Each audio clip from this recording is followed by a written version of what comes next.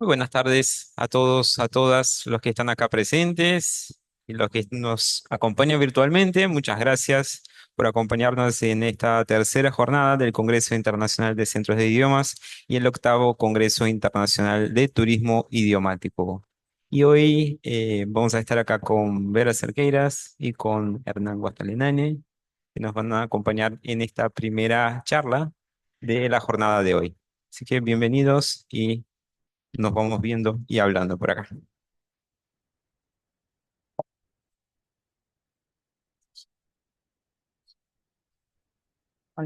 Bueno, hola, ¿qué tal? ¿Cómo están? Bienvenidos. Gracias a los que se acercaron acá en presencial y muchas gracias a los que nos están siguiendo virtualmente. Pues es un placer presentar a mi colega, compañera de viaje, viaje profesional, viaje académico, viajes, eh, y amiga, exactamente. No voy a decir su currículum, ya decidimos que no decimos biodatas porque todas llevarían muchísimo tiempo, especialmente la de Vera Cerqueiras, pero lo que sí les voy a decir es que ella dirige el área de lenguas, en especial español, en Flaxo. Adela se llama el área. Y hoy nos va a hablar, su charla se titula ¿Menú fijo o a la carta? Vera siempre nos sorprende con estas cosas. O nos trae comidas, o nos trae ropa, o nos trae cosas así raras. Menú fijo o a la carta. Conceptos y estrategias para la gestión curricular de lenguas. Así que, sin más, Vera.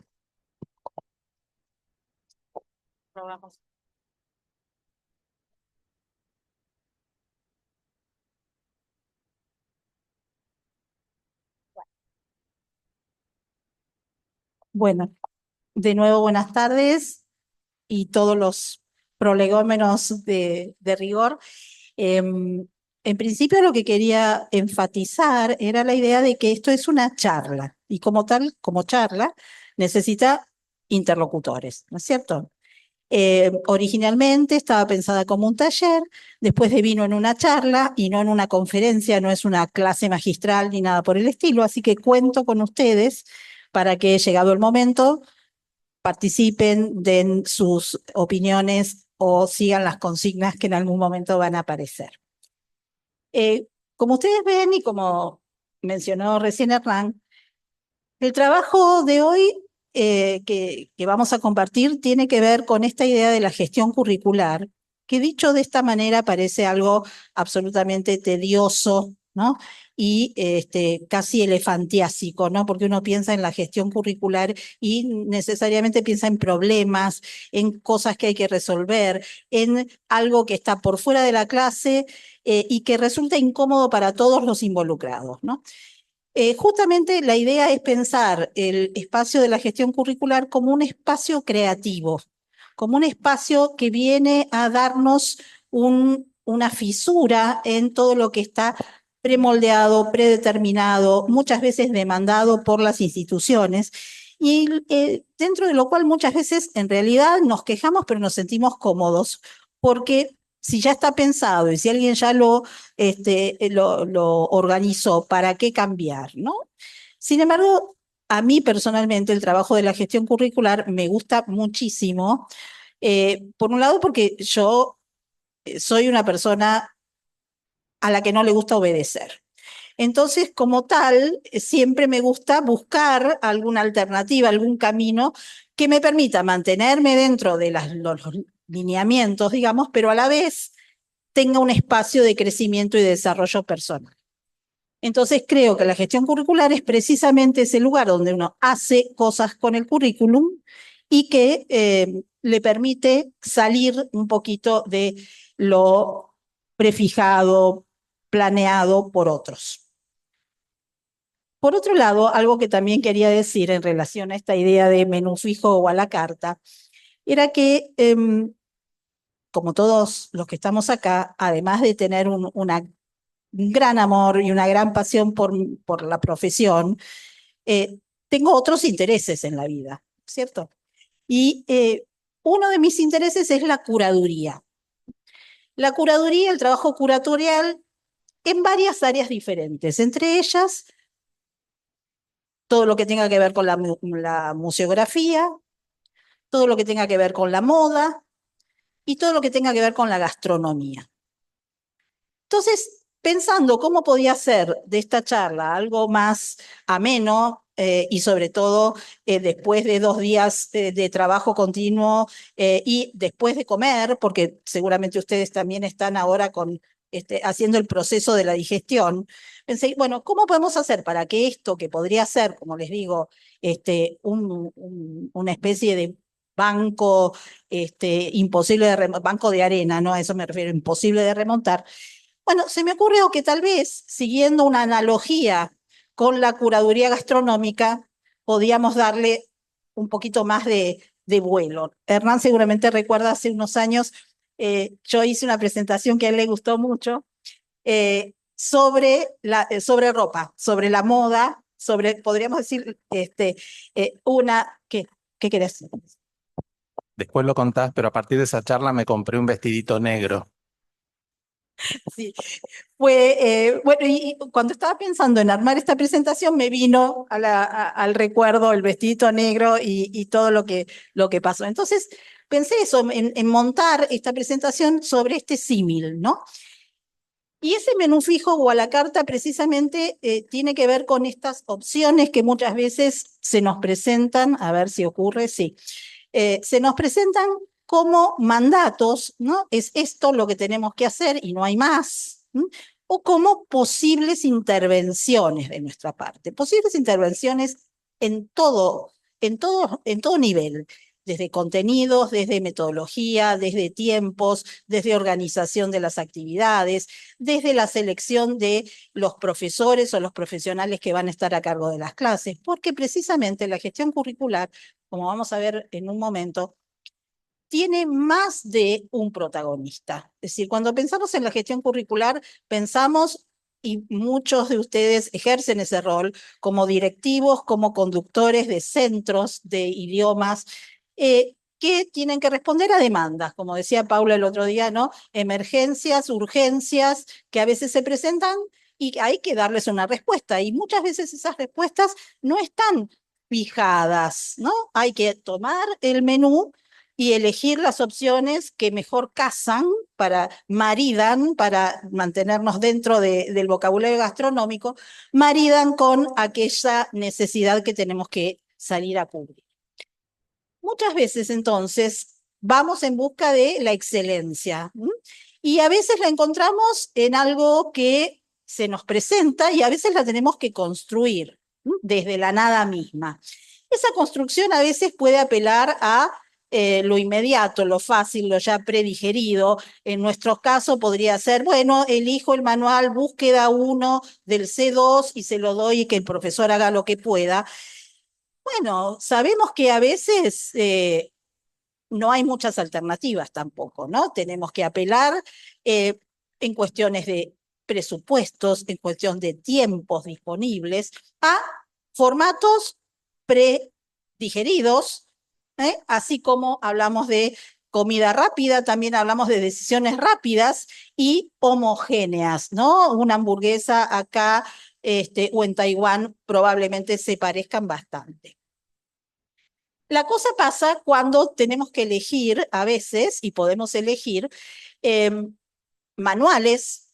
Acá podríamos hablar perfectamente de A1, A2, B1, B2, que se parecen y son distintos, pero que a lo único que apelan es a la variable del nivel, que el planteo del material se repite inexorablemente y nos deja muy poco margen, muy poco juego. A veces, por otro lado, nos encontramos con sílabos que tienen cada uno de sus clases de cada día preformados, preformateados, definidos. Ahora entra el profesor y estornuda, después el profesor saluda, minuto a minuto. Tampoco ahí tenemos ningún margen, ¿no es cierto? Trabajamos en serie, como la que tenemos acá, ¿no? Y no podemos distinguir una clase de la otra, ni una clase de sí misma respecto de otras coordenadas en donde esa clase también se está dando, ¿no? Sabemos que hoy, por un lado, luchamos contra la globalización pero también contra la localización, ¿no? Este concepto de lo local que aparece como una solución en una fusión para no caer precisamente en estructuras fijas y rígidas que no dan cuenta de las necesidades que estamos teniendo, pero las que muchas veces apelamos. Entonces, otra variante que muchas veces tomamos a la hora de pensar en cómo resolver una cuestión, una nueva demanda, es apelar a lo tradicional. Bueno, resulta que alguien me pide un curso para niños, entonces voy y busco el único material que conozco desde hace 15 años que trabaja con eso y más o menos lo llevo, ni siquiera digo lo adapto, ¿no? Sino simplemente hago el movimiento de buscar el material y presentarlo y que así sigamos. Entonces, esa apelación a lo tradicional, a lo que por un pacto no dicho uno cree que es lo que el alumno espera y el alumno cree que es lo que el profesor tiene para darle, también genera cierta tranquilidad, ¿no es cierto? Uso un material que ya conozco, uso un material que sé que no es conflictivo ni en cuanto a los temas, ni en cuanto a las dinámicas que presenta, me mantengo dentro de lo tradicional y seguimos adelante, ¿no? Sin embargo, a veces la búsqueda de lo nuevo, la búsqueda de la excelencia, tiene que ver justamente con un trabajo adicional, ¿no? Tenemos que darle de comer a muchos estudiantes, tenemos que atender muchos cursos y muchas veces tendemos a esas soluciones tradicionales o rápidas o en serie porque no podemos dar cuenta de todo lo que tenemos que hacer frente a la demanda del trabajo, porque sin olvidar que todos lo que hacemos es trabajar, ¿no es cierto? Entonces, a veces estas búsquedas de cierta exquisitez, de cierta particularidad, también son un camino hacia la frustración. Sin embargo, si pensamos en lo que presentamos en la clase o lo que trabajamos como una especie de desborde, como una especie de acumulación. Bueno, en algún momento voy a acertar, ¿no? Si no es este primer ejercicio, será este otro, si no será la segunda unidad, ¿no? Acumulamos, en lugar de seleccionar la lógica de la acumulación. ¿Y qué acumulamos? En general, cuestiones que tienen que ver con metodologías tradicionales y con libros que ya conocemos y con soluciones que ya implementamos en ocasiones anteriores. La pregunta es cómo llegar a confeccionar un plato que tenga este nivel, ¿no es cierto? Que tenga este nivel de excelencia, de armonía, de novedad, sin que caigamos en el esnobismo total, ¿no? Porque también muchas veces nos subimos al tren de lo nuevo por lo nuevo mismo, ¿no? Es decir, se pone de moda dar una clase usando, no sé qué ejemplo dar ahora, pero podríamos pensar en, vamos a dar, todas nuestras clases van a ser caminando por la calle, porque alguien usa esa metodología y le resulta. Por supuesto que si yo les pregunto a todos, van a decir que todos usamos el método comunicativo, no es ninguna novedad a estas alturas, pero de golpe aparece el tema del trabajo por tareas o el trabajo por proyectos o el tema de enseñanza por contenidos, como si fuera la panacea universal, ¿no? A veces ni siquiera sabemos muy bien de qué hay detrás de esos nombres, pero se pone de moda y nosotros nos subimos a esa lógica. Vende humo, ¿no es cierto? Es decir, esa cuestión de impresionar al otro, muchas veces, sé que en algunos casos estamos hablando de personas, profesores y directivos que trabajan en centros que mandan que tienen como población a niños, ¿no es cierto? Entonces, a veces también el impactar a ciertos papás que llegan y prometerle el oro y el moro y que el chico en 15 días va a ser bilingüe y cosas por el estilo, tiene que ver también con jugar por un lado con la ignorancia y también con la ilusión de ese otro que se para delante nuestro, y por otro lado también considerar que todo vale, ¿no es cierto? Porque lo ciframos en la propia autoridad del docente, que es menoscabada, pero sigue existiendo. Entonces, a veces, para dar cuenta de estas novedades o de estas modas, a veces no contamos con un elemento que es fundamental, que es el presupuesto. No hablo necesariamente ni exclusivamente del presupuesto desde el punto de vista económico, sino también en cómo administrar el tiempo del docente, cómo administrar las capacidades físicas del lugar en donde se desarrolla la clase. Yo he escuchado cosas en mi vida insólitas como gente que, bueno, cae desde un árbol y aparece ahí con todas las soluciones mágicas a decir, no, porque para conocer el lugar podían hacer una visita, sobrevolar en helicóptero la ciudad. Y uno lo mira como diciendo, bueno, podríamos hacer tantas cosas si contáramos con tiempos, presupuestos, ¿no?, monetarios, disposición de personal, etcétera, etcétera. Y muchas veces estas propuestas no conllevan en absoluto el éxito. Todo lo contrario, muchas veces, ¿no?, esta famosa frase de que después el árbol no nos deja ver el bosque y viceversa. Es decir, el fuego artificial, como decíamos hace un ratito con una diapositiva anterior, vende humo, ¿no es cierto? Nos dejamos encandilar y pasamos sin anestesia de esas propuestas tradicionales adocenadas, reiterativas, que no dejan margen para la creatividad, al otro extremo, ¿no es cierto? A esta especie de festival de recursos mal utilizados como herramientas que no nos van a conducir a ninguna parte de las que estamos buscando. Entonces, la gran pregunta es cómo gestionar esto, ¿no? Cómo gestionar este pasaje de las herramientas reales y concretas que tenemos en nuestra universidad, en nuestro centro, en nuestro trabajo como profesor individual, porque también hay mucha gente que trabaja en el 1 a 1 y que tiene que responder a demandas de estudiantes que se perfilan como únicos, ¿no es cierto? ¿Cómo hacemos para llegar desde esas herramientas reales, concretas, factibles, a la realización de ese menú impecable que da cuenta de, en nuestra analogía, de una clase verdaderamente rica, organizada, pensada y que responde a los objetivos que nosotros nos ponemos? Podríamos decir que la respuesta, si cabe la idea de respuesta para esta pregunta, está en la gestión curricular.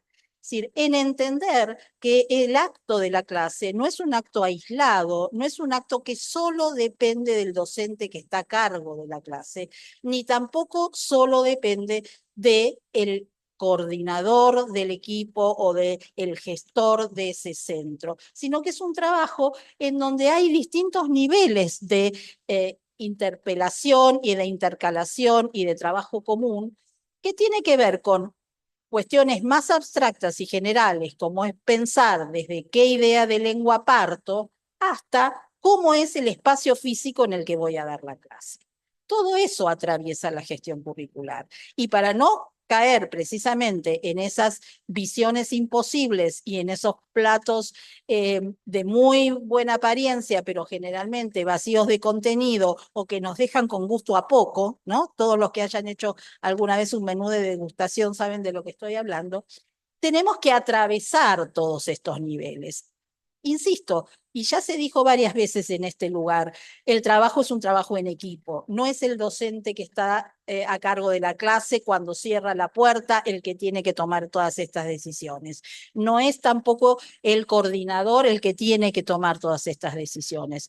Es un trabajo en el que cada uno, desde la perspectiva que tiene respecto de su función y de su función en ese momento, porque también me parece importantísimo tener claro que los roles son intercambiables. Hoy me toca ser coordinador o gestor de lengua, mañana me toca estar en el aula y viceversa. No hay ninguna razón para pensar que hay gente tocada por la varita de la gestión y gente tocada por la varita del ejercicio pleno de la docencia. Nosotros como profesionales de la lengua tenemos que estar, si no capacitados, por lo menos abiertos a la posibilidad de ponernos en esos roles múltiples, porque eso también nos permite ver desde una manera crítica cuál verdaderamente o qué verdaderamente es factible y no solo factible, sino que es positivo para el desarrollo de las clases. Si nosotros solo creemos que tenemos que ocuparnos de lo que pasa dentro del aula y que se venga el mundo abajo y nada me importa, o al revés, yo de alguna manera me hago cargo de gestión, de de presiones externas y hago que el docente que va a dar una clase tenga que cumplir con tiempos imposibles, con cantidad de contenidos imposibles, con dinámicas de trabajo que nada tienen que ver con los contenidos que se están desarrollando, pero solo estoy para hacer cumplir, para bajar una normativa, y todos sabemos que tarde o temprano hemos pasado por distintas instituciones que nos reclaman ese tipo de cosas. Tenemos que entender que poniéndonos en los zapatos de la contraparte, vamos a tener la capacidad, por lo menos, de dar cuenta de la dificultad o de la diferencia, si no solucionarla o si no nos queda otro remedio que acatarla, por lo menos ser capaces de despegarnos, de tener una mirada crítica sobre esa propuesta. Entender que la gestión curricular lo que hace es convertir en convencional lo natural. No hay nada natural en el modo de dar una clase o en el modo de organizar un material. Hay decisiones que atraviesan todos esos niveles. Ahora bien, si nosotros nos concentramos en el segundo nivel, ¿no? Podríamos decir el nivel meso, ni el nivel macro ni el nivel micro, el nivel meso, vemos que ese es el nivel de decisión de la planificación del currículum. Y esa planificación, como ya dijimos, puede ser compartida, puede ser absolutamente bajada, ¿no? Y entregada en mano para que el docente la cumpla. Todos hablamos de co-construir, todos hablamos de negociar, de consensuar. Sabemos todos que efectivamente eso no siempre se cumple. Por miles de decisiones y de demandas que ahora no vamos a describir, pero contamos con eso y sabemos que muchas veces las modificaciones, los cambios que podemos hacer son muy pocos. Sin embargo, tenemos que llevar adelante la clase y también tenemos que llevar adelante el curso y también tenemos que hacer que los estudiantes aprueben, o si se trata de un curso que tiene una certificación. Es decir, estamos siempre sumidos, y no es una cuestión de victimizarse, sino una cuestión de descripción de lo que nos pasa todo el tiempo. Sabemos que es en ese lugar en donde podemos intervenir, en la medida de que la negociación sea posible, intervenir para lograr el resultado más exitoso. No vamos a hablar de cómo se enuncia un objetivo, pero sí vamos a decir que es necesario tener altamente claros cuáles son los objetivos que estamos persiguiendo. No vamos ahora a definir qué es un contenido lingüístico, porque hay tantas definiciones de contenidos como funciones y constructos de lengua a los que vamos a atender en la clase. No vamos a hablar acerca de cuál es la metodología, sino más bien entender que la metodología deviene de la selección del contenido y de los objetivos que nos proponemos, y que la evaluación es un recorrido para ver si esos contenidos fueron de alguna manera incorporados por el estudiante, ¿no?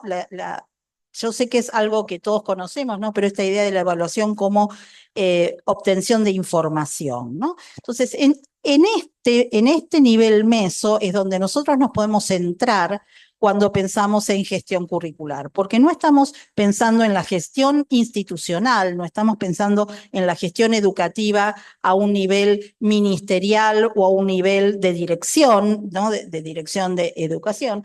Tampoco estamos pensando necesariamente en lo que va a acontecer en el día a día de la clase. Estamos pensando en esa bisagra entre ese nivel macro y ese nivel micro para garantizar que cuando la clase suceda, seamos capaces de hacerla llegar a buen puerto.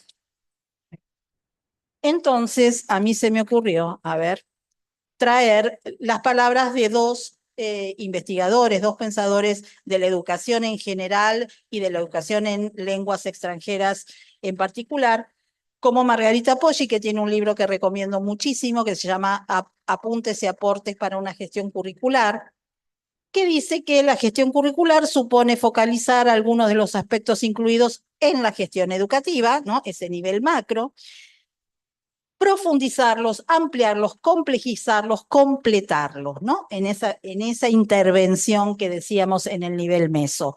Cabe anticipar que la gestión curricular, tal como la entendemos, no implica ajustarse a las exigencias de una racionalidad técnica, la cual crearía la ilusión de proveernos de recetas, ¿no? No por nada hablé de comidas, de recetas de caminos casi mágicos, de alternativas de acción sin reflexión ni deliberación, sino decidirnos a trazar juntos un camino, ¿no? Esa construcción de lo que vamos a llevar a la clase, lo que vamos a poder implementar, siempre podríamos decir entre esos extremos que no dependen de nosotros. Por otro lado, a ver, me pareció interesante la palabra de Álvaro García Santa Cecilia, como decíamos, un referente en formación de profesores de L, que define el currículum como un instrumento al servicio de todos los que participan directa o indirectamente en la enseñanza y el aprendizaje de la lengua y tiene como objetivo principal facilitar la integración y la coherencia de las decisiones que se adoptan y de las actuaciones que se llevan a cabo. Ustedes fíjense, integración, decisiones y actuaciones o acciones, ¿no es cierto? Pero me parece importante resaltar esta idea, ¿no? Actuar no es llevar adelante las decisiones de otro, es co-construir esas decisiones, consensuar esas decisiones desde la expertise que cada uno tenga o que le toque tener en ese momento o en esa institución en la que está trabajando. Es decir, pensar el currículum como algo esponjoso, no como algo pétreo, porque eso es lo que nos va a permitir que en ese currículum se adhiera nuestra práctica, nuestra experiencia y también nuestra voz. Cha, cha, cha, chan.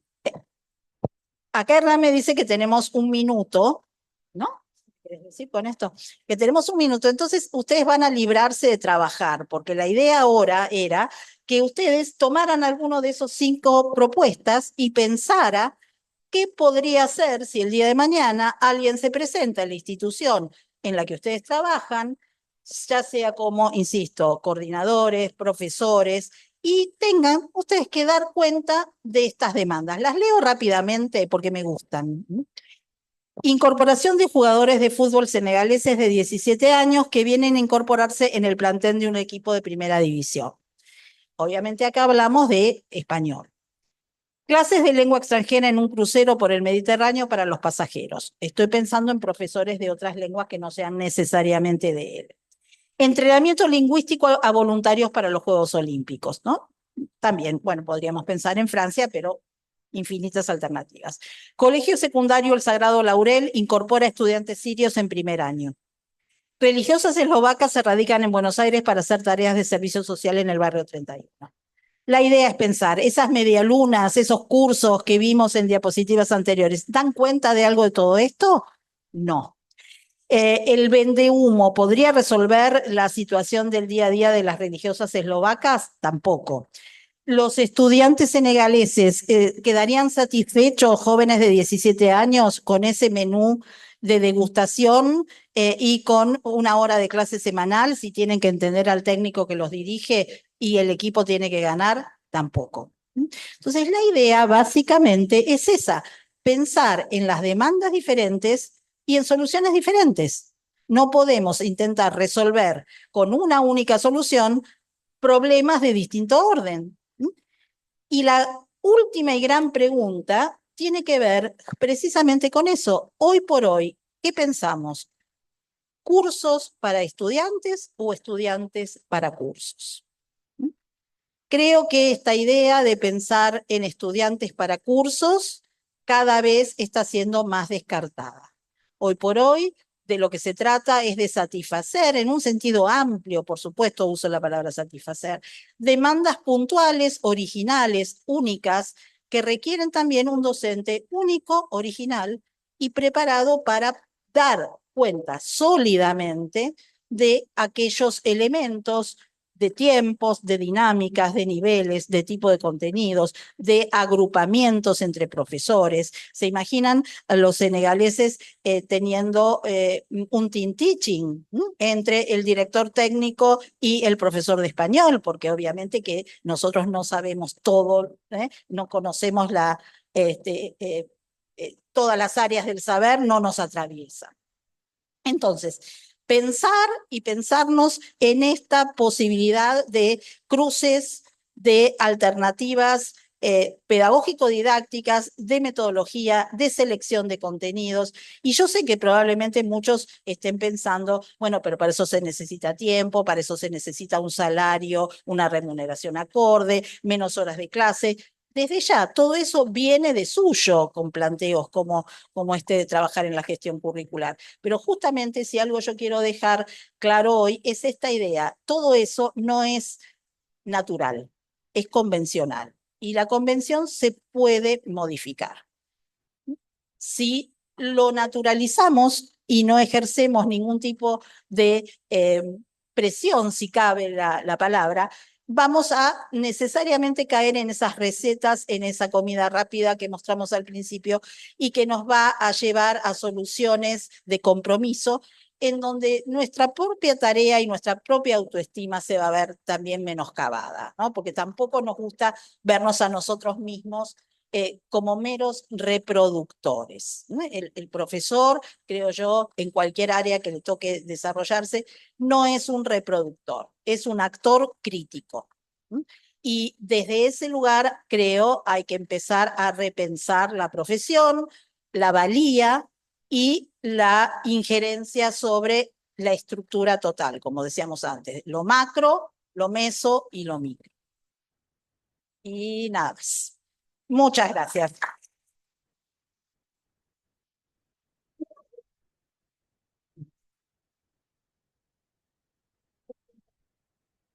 Claro, claro. Muy bien el tiempo. Tenemos tiempo para preguntas. ¿Alguna manito?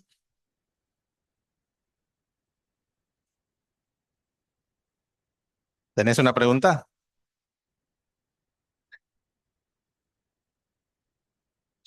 Mientras estabas haciendo tu exposición, bueno, me venían a la mente muchas situaciones y situaciones como profesora de trabajo, pero sobre todo se me figuraron algunas de propuestas de trabajo que me hicieron y que rechacé por esto del encasillamiento, del envase, de la cosa prefabricada o forzada por determinados presupuestos. Por ejemplo, no hace mucho me ofrecieron darle clase a una familia siria de refugiados, que están refugiados actualmente en Argentina, querían que les diera clase a todos juntos.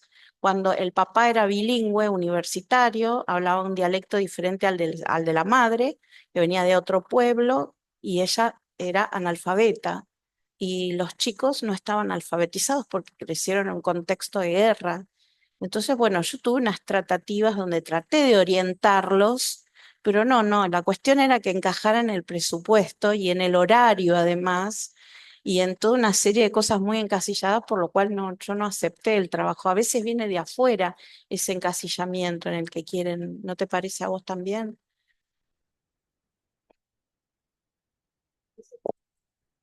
Como ese nivel macro, ¿no? La representación de la lengua, la representación de la enseñanza de la lengua, que nosotros como profesores y como personas que trabajamos en lingüística aplicada tenemos más desarrollada, pero precisamente lo que ahí haría falta es un mediador entre la familia y el docente, pero muchas veces la gente que ejerce esa presión es el mediador.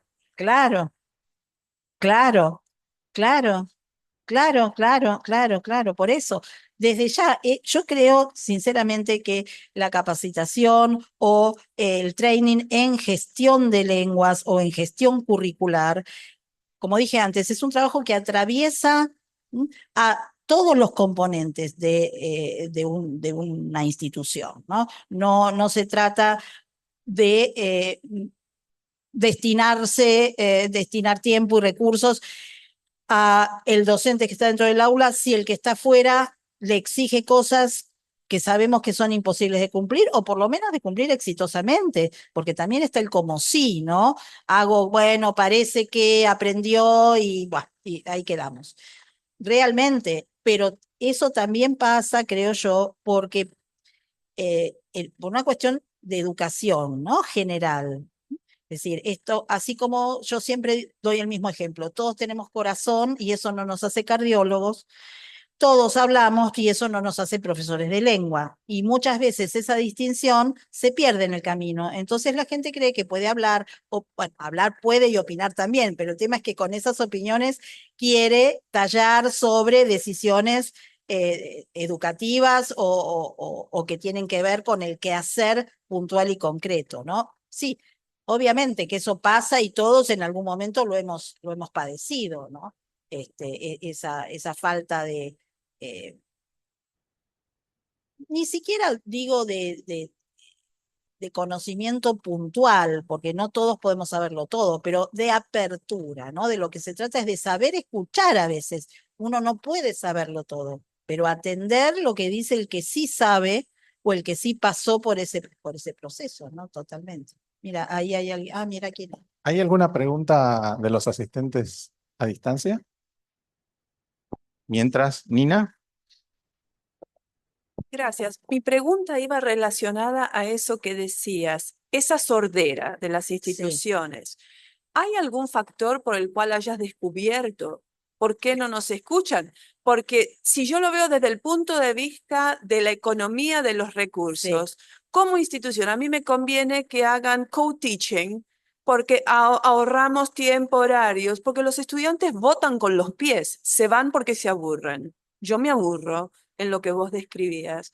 Y el cambio no pasa ni a veces con colegas, ni mucho menos con los administradores. ¿Hay alguna razón para esa sordera? Mira, yo no tengo razones objetivas que pueda venir a compartir acá. Y voy a decir algo muy remanido, que es el miedo al cambio también, el miedo a la diferencia. Entonces, a veces prefiero mantener la estructura que yo conozco y que yo domino, porque ya sé quién es quién y qué hace, ¿no? A aceptar el desafío del cambio, aunque los resultados a mediano plazo sean favorables, ¿no? Me quedo con lo que tengo, voy sobre seguro, me pierdo oportunidades, ¿no? Y hacemos como sí. Yo creo que tiene que ver también con lo que decíamos antes, ¿no? Que esta idea de posicionar a los profesores y a la enseñanza de lengua como algo menor, ¿m? Que no impacta de una manera tan evidente sobre la vida de las personas o sobre la educación de las personas. Entonces, bueno, más o menos con que parezca que están encaminados o aprendiendo, eso por un lado. Y por otro lado, también reconozcamos que hay modelos educativos que dentro de los cuales están los cursos de lengua o la enseñanza de lengua, que responden en un nivel macro a concepciones de la educación, concepciones de la lengua que nos superan ampliamente, ¿no? Entonces, habría que hacer un recorrido inverso que llevaría a modificar el currículum ya no del curso, sino de la formación, ¿no? Porque además siempre volvemos a esta cuestión de la formación permanente y de la formación de formadores, ¿no? O sea, uno puede llegar a tener algún tipo de intervención en lo inmediato, pero sabemos que lo macro es mucho más difícil de mover. Eso es lo que yo podría decirte, pero bueno, tampoco es algo tan taxativo. Siempre es un placer escucharte. Muchísimas gracias.